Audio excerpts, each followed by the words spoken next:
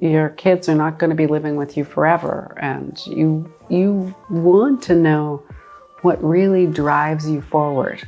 Hi, I'm Nancy Freedman, a happiness coach who helps people to find happiness beyond balance. Your deeper why.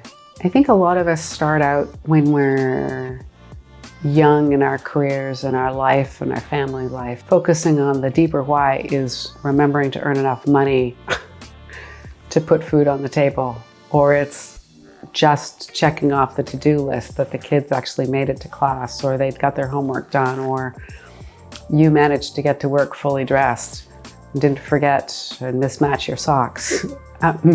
But as time goes on and you understand how to quiet and find that passionate place inside you that's driven from your heart, looking at that deeper why is more about knowing the bigger purpose.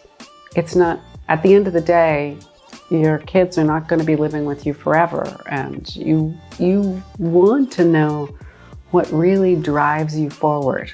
In the beginning, it's really just checking the boxes, but as time goes on, you want to find that purpose and understand what really drives you. Some of us are lucky enough to learn that early. We find our passion in our career choice, and it is your deeper why. You can clearly vocalize that to somebody else. But a lot of us drift a little bit until we understand really what's driving us forward. Quieting that voice, listening to your heart, does really help you get to that deeper why. And it gets you to a point where you can believe your heart instead of just that logical brain that can be so loud. Going back, trying to focus a little bit on listening to your heart, trying to understand that meditation can lead you closer to that, and looking at those short little moments that you can take and stack together to get to that deeper why. I think those things in combination can help you find that greater understanding of what drives you forward.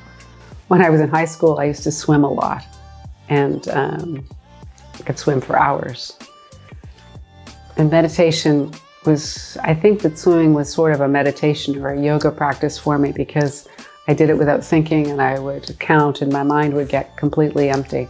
Or I would write essays or solve problems while I was swimming. But as time goes on, life gets busy, and the voice in your head doesn't quiet so easily. And I actually had to find ways to meditate.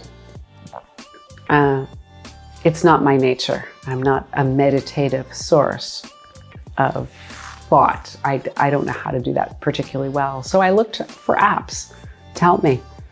And I'd listen to something that was 2 minutes or 5 minutes. It was a guided meditation. And it just taught me a lot more about breathing and being in the moment, listening to the space around me, and the value that you get from not having the voice in your head running constant commentary on everything. It taught me how to be in that space and time. I would say, don't bite off more than you can chew. Appreciate this meditation practice.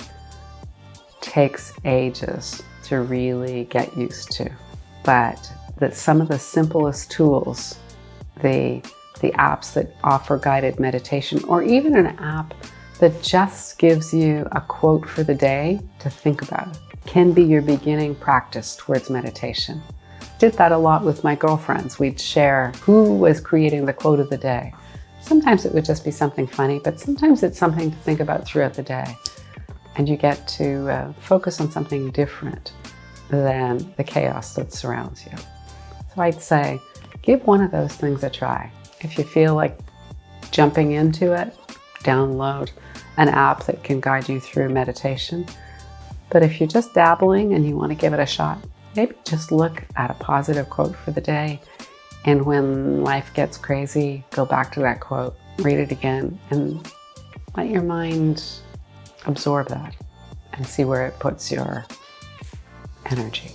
So I'm grateful you've joined me and become part of this community. I'm passionate that we have an opportunity to work together to create happiness beyond balance. And I look forward to our ongoing interactions together as we explore this more.